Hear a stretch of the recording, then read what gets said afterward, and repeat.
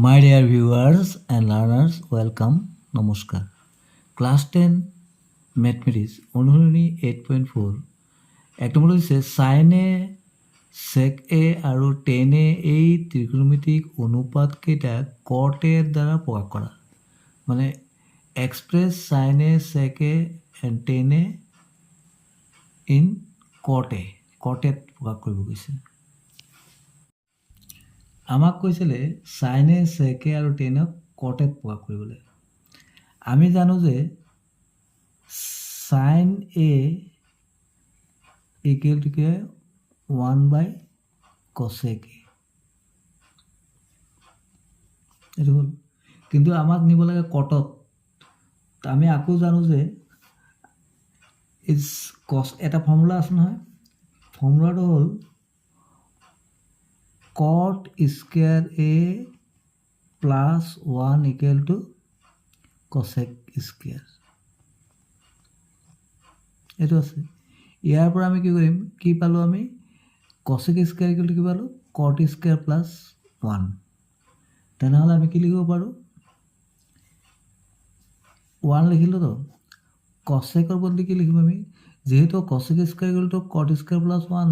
তেনেহ'লে cosec a equal to কি হ'ব, আমি এইটো স্কুৱেৰ ৰুট কৰি দিলে হ'ব, কাৰণ 1 প্লাছ cot square a আমি স্কুৱেৰ ৰুট কৰি দিলে হৈ গ'ল। তেনেহ'লে cosec a ৰ বদলি আমি কি লিখিম √1 প্লাছ cot square a। এইটো পাই গ'লোঁ, কিন্তু আমাক নিব লাগে কটত পাই গ'লোঁ আমি, এইটো এটা আমি পাই গ'লোঁ। এতিয়া আমি সেক এক নিব লাগে, সেক এ, এইটোক আমি কটত নিব লাগে। আমি কি কৰিম, আমি জানো যে আমি আৰু এটা ফৰ্মুলা জানো, আমি কি ফৰ্মুলা জানো যে 1 প্লাছ 10 স্কুৱেৰ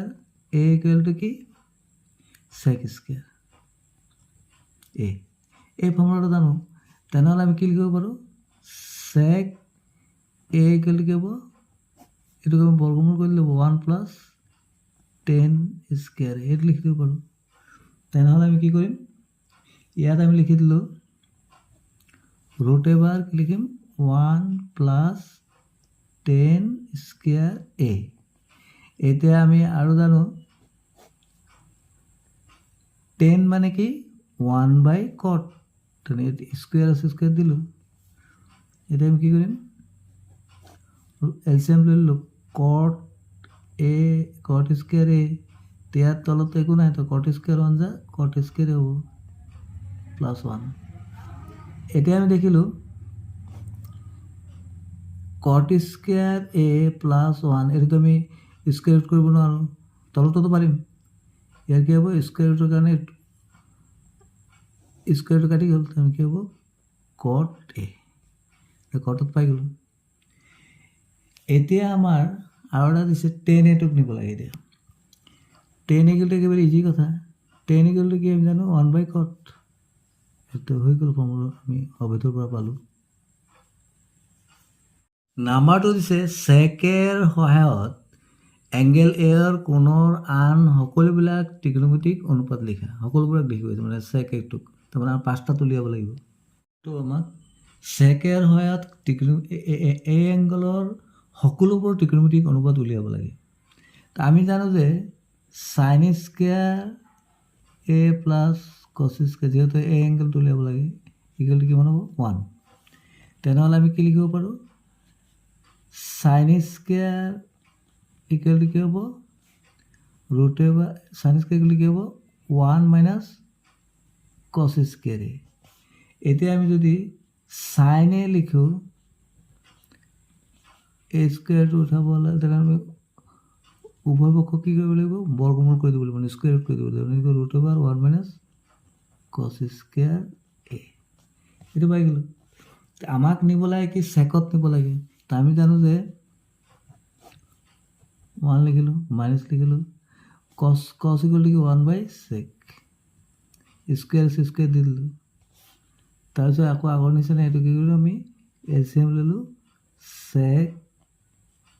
স্কুৱেৰ এ। তো sec স্কোয়ার ইয়াত 1 আছে sec square equal to sec স্কোয়ারেই হ'ব আর কি আছে ইয়াত -1 আমি কি কৰিলোঁ যেহেতু আমি এই বৰ্গমূল চিহ্নটো গোটেই দুইটাতে আছে ওপৰটো কৰিব নোৱাৰোঁ ওপৰটো আমি স্কোয়াৰ ৰুটতে ৰাখিম মানে বৰ্গমূলতে ৰাখিম আৰু তলটোত আমি স্কোয়ার এইটো স্কোয়ার রুট ক্যান্সেল হৈ গ'ল কি থাকিব sec a এটা পাই গ'লো এতিয়া আমাৰ সাইনটো পালো এতিয়া আমি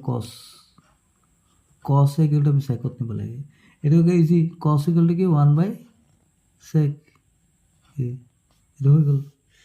এতিয়া আমি কি sin cos এতিয়া 10 টুক নিম 10 ইকুয়াল টু 10 ইকুয়াল টু কি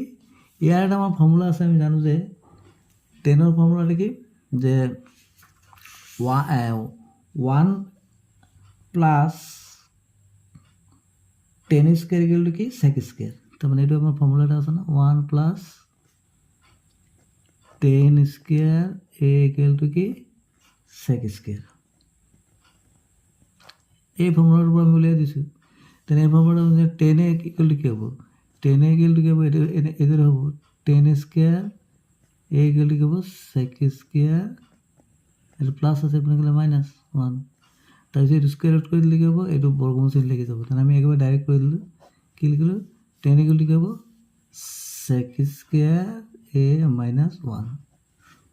তো এটা তুমি পাই গেল তো 10 এর লাগি গেল এটা আমি cot ইকুয়াল টু কি আমি জানি 1/10 এটা 10 এর আকো ভ্যালুটা আমি এমাত্র উলিয়ালই 10 ইকুয়াল টু কি লিখিলে এটা আমি এটা ডাইরেক্ট লিখে দিছি তো ওই 1 তো লিখিলো আর 10 এর বদলে কি লিখি দিম root over sec square a -1 হৈ গ'ল তাৰপিছত কি হৈছে cosec টো উলিয়াব লাগে দে cosec a ইকুয়াল টু কি আমি জানি যে cosec ইকুয়াল টু 1/sin এটা পালো আর sin এর ভ্যালুটো আমি অলরেডি উলিয়াই থৈছো এই যে sin a ইকুয়াল টু কি পাইছিল আমি এটো root over sec square -1/sec আমি ডাইরেক্ট লিখিছো root over sec square -1/sec a তে এইটো এটা দুটা তিনটা টার্মলে মাজৰটো তলত আহে এইটো ইনটু হৈ ওপৰত যাব তবে কি হ'ব sec a বাই মাজৰটো তলত আহি যাব root over sec square a -1 3 টো আমি ইয়াৰ ভ্যালুটো উলিয়াব গৈছে আমি পিকে পালো sin square 63 degree plus sin square 27 degree cos square 17 degree plus cos square 73 degree এটা আমি কি কৰিম এটা সমাধান কৰোঁতে আমি কি কৰিব লাগিব আমি দেখিলো যে ইয়াৰ sin স্কয়াৰ 63 আছে ইয়াৰ sin স্কয়াৰ 27 আছে তাৰ মানে এৰ কি হ'ব এটো পূৰক হ'ব তাহলে এৰ পূৰক কোণটো উলিয়াব লাগিব আমি পূৰক কোণটো কি দিয়ে উলিয়াম আমাৰ 27 ডিগ্ৰিৰ পূৰক কোণ কিমান হ'ব 27 ডিগ্ৰি আছে তো ইয়াৰ পূৰক কোণটো কিমান হ'ব 90 ডিগ্রি -63 তাহলে আমি এটো sin স্কয়ার 63 এটো একেই লিখিলো এটা আমি কি কৰিম এটো কি লিখিম sin স্কয়ার 27 টো কি হ'ব এটো কি হ'ব sin কিমান হ'ব 63 আছে তার মানে 27 কি 90 মাইনাস 63 27 করে লিখিম ঠিক সেইদৰে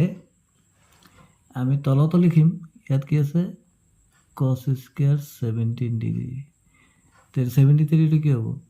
cos স্কয়ার 73 কি হ'ব 90 মাইনাস কি হ'ব 73 কিমান হয় 90 যেহেতু পুরো কোণে ল'ব লাগে -17 ডিগ্রি হৈ গ'ল 19 এর 17 গ'লে 73 এতিয়া আমি কি কৰিম নেক্সট স্টেপটো ইয়াত আছে sin স্কয়ার 63 ডিগ্রি প্লাস তো sin থাকিলে কি হয় cos আমি ফর্মুলাটা পাইছিলো cos কিমান হ'ব 63 ডিগ্রি cos স্কয়ার স্কয়ারটা লিখিলো cos স্কয়ার 63 ডিগ্রি আর তলত কি আছে cos স্কয়ার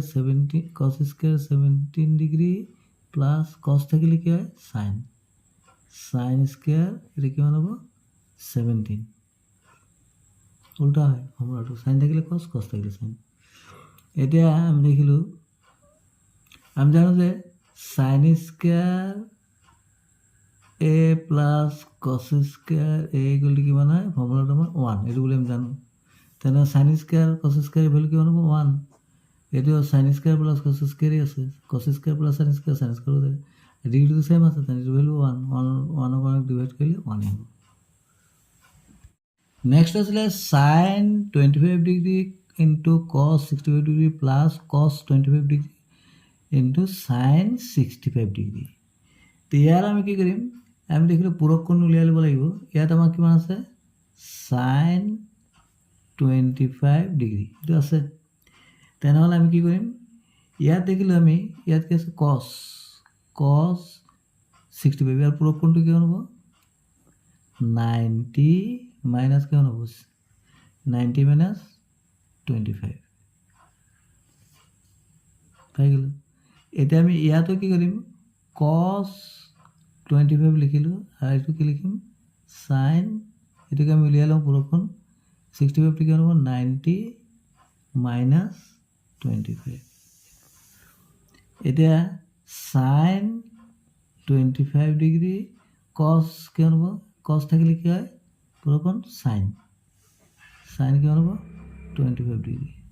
প্লাছ এইটো কস 25 ডিগ্ৰী তেতিয়া কি আছে সাইন থাকিলে কি হ'ব কস